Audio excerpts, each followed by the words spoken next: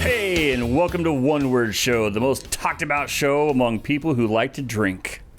I'm Jason, I'm your host, and we have an awesome guest today who also happens to like to drink. Doug, welcome to the show. Thank you very much. Glad to be here. Are you excited? Very. You're a little bit of a fan, right? You've seen a couple of episodes. I've watched quite a few of them now. Yeah, all right. Exciting. Do you have what's your favorite episode then, besides yours? Oh, there was a speed run one that you did a really good job of doing the callbacks on all the different words. I thought was really nice. Yeah, you like that? Awesome. Yeah, I'm not normally that on point, so I'm glad that turned out really well. Well, it was a good day for you then. Awesome. Well, for those of you who don't at home who don't know what's going on, break it down for them real quick. This is what we do. We're gonna get two words. I've never seen them. Doug has never seen them. Doug's gonna pick which one he wants to talk about, and we're gonna freestyle for I don't know, as long as it takes. All right, so you ready to start with those words? Yeah, let's do it. All right, let's find out what they are, and we will. They'll pop up on the magic screen, and I'll maybe. Oh, okay. Our two words are productive. That's ironic, and adorable. Productive. Now I gotta pick one. Yes, you do. Oh. Whichever one speaks to you more or less, I guess. Well, I guess productive speaks to me more these days. Yeah? Okay. Yeah. I'm in sales. Right. And my job is all about being productive. Okay, so that's a good choice of words. But before we go too far into it, let's table it for just a second. Okay. And talk about adorable and why you didn't go with adorable. Well, adorable. This could be like kittens and puppies, and I'll have to talk about my wife, and Oh, and you don't want to talk about your wife? Well, not that I want to get you in trouble with your wife or anything, Doug, but no, since we're going down that road, I just think productive will be more productive. Productive. Oh, I see what you did there. Productive will be more productive. Yeah, I think there's more to the word than adorable. Sure. And I mean, I'm not gonna disagree with your choice. Adorable is a word that I'm not a big fan of, especially when used to describe anything that I'm doing personally. As a rather large man with a prominent beard, I don't do anything adorable. Well, you have productive hair follicles in your I do have productive hair follicles, though. That's a tricky word. You got to be careful with it. It comes out sounding wrong. All right, so adorable. You have never been accused of being adorable? Cute, yes. Adorable, I cute, but not don't adorable. think so. Yeah. All right. Well, let's just. I don't like the word either. So let's. I don't want to be adorable. I don't even like adorable things usually. They just make me want to vomit afterwards, and then I have to drink some more. Pogs in that last Star Wars movie. Pogs.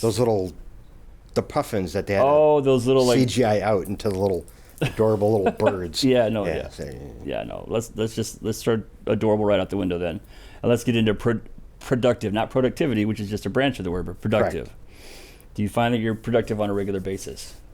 Yes, more so than I used to be. Yeah. What changed that?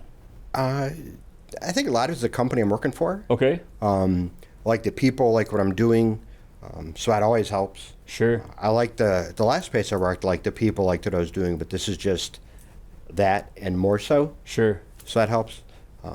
So you said you were in sales. Yeah, I've been in sales since 2001, 2002. Okay. I've been in sales. And productivity is a big part of that. They usually have some kind of quota you got to hit. Yeah, some kind of numbers, and my boss says, you're doing good. Don't worry about it, and so that was always nice to hear. Because when things are slow, as a sales guy, you always panic and pucker up because sure. Like, oh God, I'm going to get fired. Especially since I'm the new guy. I've been there just over a year, but he's like, he understands it, and I've been productive. I've gotten some larger clients on board, so productive that way, and then. On a personal level too, I started a podcast, and that's forced me to be productive. Sure. Because I told myself I have to do this for a year. I'm going to do an episode every 2 weeks. Okay. So all of a sudden it's like, oh, I got to get some stuff. I got to go in my closet. I got to get this recorded. I have to be productive today because it takes X amount of time to do these things. And so you back that up, and it's like, yeah, today's the day. Today's the day. Did you just say you had to go into your closet to record the podcast? I talk to myself in my closet a lot these days. Yeah. So yeah, okay. From a recording and sound dampening, it's a walk-in closet, so it's got 3 sides of clothing. Sure. So, it's really good for sound absorption. Sure. For doing the podcast. No Narnia episodes in the closet in that walk-in. I did hit my head once really hard in the back when I tried, but I haven't tried since. So. You just tried to walk through it in Narnia, and what you did was the back side of the closet. Yeah, it didn't work. Yeah, no, absolutely. So then, how do you keep yourself productive? Like productivity, like to be productive I think it's more difficult than people think sometimes. Yeah, well, in the past, I used to do it through medication, but now it's just through diligence. It's just I have to do these things, and sure, and not giving myself an out to not do them. Right. So, and again, it's one of those things where you just have to. Once you force yourself to do it, it's like anything. You can turn almost anything into a habit. Sure. Happiness or whatever. And for me, the productivity thing has just been a habit. I've been able to set goals, and by continually doing them, now it's just sure. Now, do you set short-term and long-term goals, or? Mostly short-term. Mostly short. Okay. I know my boss recently asked me to do like a 30, 60, 90. Right. And I've said I'm not going to. After 60, it's irrelevant because anything I plan past 60 days is going to change by the time I get there. Okay. So I'm not going to put the time into doing the 60 to 90. And even the 30 to 60, out of the blue, all of a sudden a customer in Alabama is like, hey, we need these big quotes for these projects. And it's like, well, I wasn't planning on going to Arkansas. Right. But now I'm thinking second week in Arkansas, or second week of August, I'm probably going to Arkansas. Sure. And that wasn't anywhere near on my plan because this is a customer just kind of sat in the back and simmered and stuff. But so that's productive, but that's almost like a freestyle productive, where you have your goals and you have your list of things that you need to do on a regular basis, right. to produce, but you need to be open enough that if something comes in on you, you got to be able to freestyle a little bit and be a little bit more flexible. Yeah, with the industry I'm in and what I sell, I have to be much more reactionary sales. Sure. You have to be very proactive to get the customers interested, and then once you're interested, from that point forward, I have to be very reactive to them. I have friends that are in sales that, they're called milk runs. They sell a product, and every third Tuesday they're at company X, and then every fourth Thursday they're at company Y, and they have this route that they do, and then they try to find new customers in between those, where my job is pretty much all new customers. So I always have to be trying to get, NDAs out of people and trying to get the first project out of them and, be productive that way. How do I get them to like me and trust me to give me to let me work on their product? Sure. So then we can produce what we do for them so they can produce their product for the mass market. So kind of like, instead of being a consistent productive, you're more of a creative productive in what you do. Yeah, we rarely do the same thing twice. Sure. So, first we're working with this guy doing gun parts, and then we're working with this guy, we're doing steering parts, and then we're doing appliance brackets, and then we're doing, extrusions for an exercise equipment maker, and then we're doing, so yeah, it's always something different in different places. And, I cover North America, so I produce a lot of CO2. Okay. But I think last year I did 53,000 miles driving, and there's probably more than that if I probably missed a couple of rental car trips in there. Yeah. And those run about 1,500 miles if I rent a car someplace. Oh, wow. So that's a lot of driving. A lot of driving. But a lot of podcasts, a lot of audiobooks. I was going to say, you have to do something to keep yourself entertained when you're spending that much time in a car by yourself. Yeah, so I try to be productive when I'm driving. I try not to call a lot of customers while I'm driving because I can't give them my full attention. Okay. But I listen to a lot of books, a lot of college lectures, podcasts, and just try to push more knowledge into my brain. Absolutely. Instead of just driving and looking at the cows as I go. So. I'm trying to, my brain, I blanked a little bit on productivity because I feel like sometimes I am not very productive myself. And maybe that's why it's a little harder for me to talk about it, because it's definitely a weak point for me. My brain is seriously. Well, I imagine when you were in a kitchen, you had to be very productive. Oh, well, sure, yeah. And yeah. I think some of our viewers know that I used to cook a little bit. I played around with a pot or two in my day. You're definitely a lot more productive. You have to be productive, or you don't if you don't have service. Right. You're just done. It's like we used to talk about this all the time with like it's productivity. I always felt like productivity in a office environment was, I mean, not to say that it's not important, but like say you're in an office and somebody doesn't show up. Odds are the business is still going to be okay that day. You might have a couple of hiccups. You might have somebody mad because they couldn't reach somebody on the phone. But if you have somebody that's not productive and doesn't show up at a restaurant, you are killing yourself. Everybody else is picking up that weight. Yep. Or it goes completely off the rails. Well, it's a matter of scale. Sure. No, absolutely. In a kitchen, you got to be very productive in these 15-minute bursts. Right. For each table, you got a plate. Sure. Where what I do. I mean, I have a project right now that I quoted it 3 months ago, and it's not actually happening until mid-2020.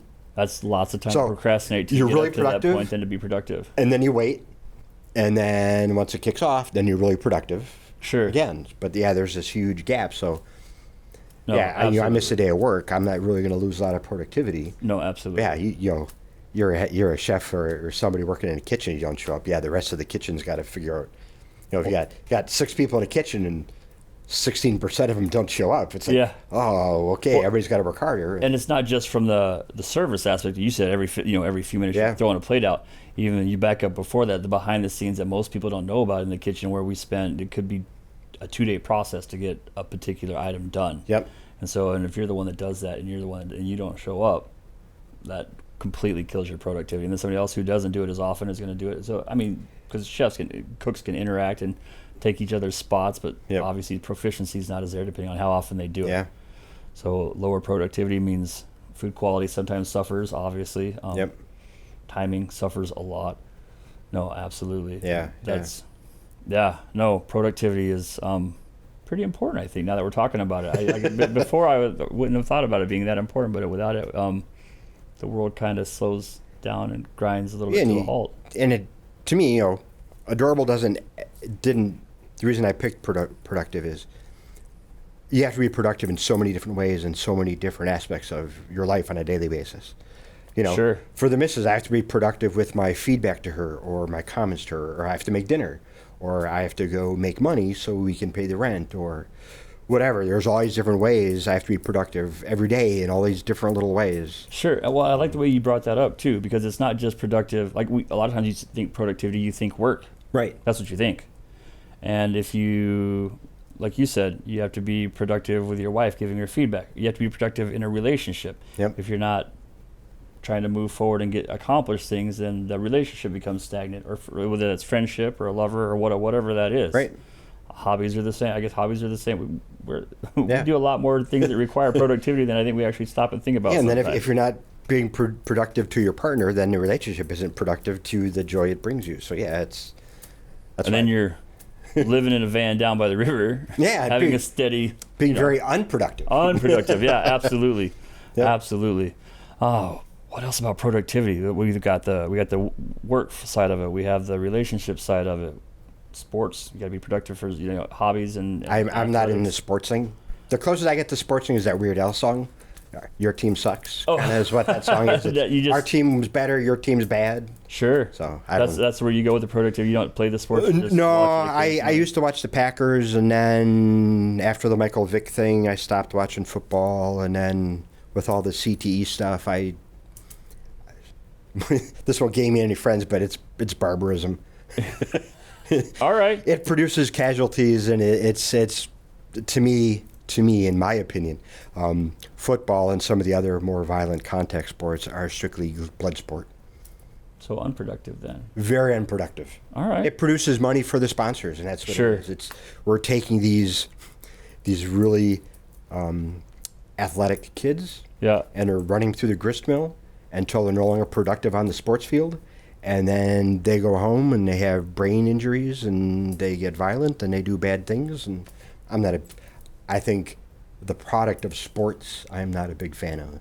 Sure. So if I'm following you correctly, you're saying something to the effect of productivity. Obviously, if pushed too hard, then obviously goes the other direction. Can possibly go the other direction. Absolutely. If you don't do it in moderation, kind of like all things. Moderation in all things. Yeah, you could be overproductive, and that's always going to be a bad. Yeah, nobody likes those people. No, like the sun everybody these else has days, to up their you know. game. No, yeah, the sun the last couple of weeks has definitely very been overproductive. Overproductive. Yeah. No, absolutely. I'm sitting here sweating like a fat guy writing his It's first a little warm love in letter here, today. Yeah, no, it's definitely toasty warm, and the sun's not even in here yet. But because it's outside, it's You got these like affecting us. in 1,000-watt here, lights. which are like the sun. They are They're also being very productive. very. Anything else unproductive you think we can beat with a dead horse? No, that's not right. Beating a dead horse is very non-productive. Oh yeah, that's very not. Unless yeah. you're doing it with like a heavy weight, then you might get some exercise out of it. Yeah, maybe. Please, we're not advocating beating horses, guys. Do not. Unless they're dead. Unless they're dead. And then do whatever you want. That's fine. Yeah, absolutely. Within reason. Well, yeah, no, I guess not whatever you want. That's also a little bit weird. Yeah, a little. Well, I think we've been as productive as we can be with this. I think so. We're about to reach overproductive. Yeah, we don't want to hit unproductive, and overproduction. we definitely don't want to be there. Guys, thank you for coming on the show. Thanks for having me. I really enjoyed it. It was a good time. Yeah, absolutely. If you like the show, you know what to do. Click that bell for notifications. That's after you hit the subscribe button. Make sure you comment down below. Give me those thumbs up. And if you did thumbs down, that's okay. I can take some constructive criticism, but you weren't watching this show if you gave me a thumbs down. You can see episodes just like this at onewordshow.com. And for all kinds of fun stuff, check out our new channel, Newsmakers Fun.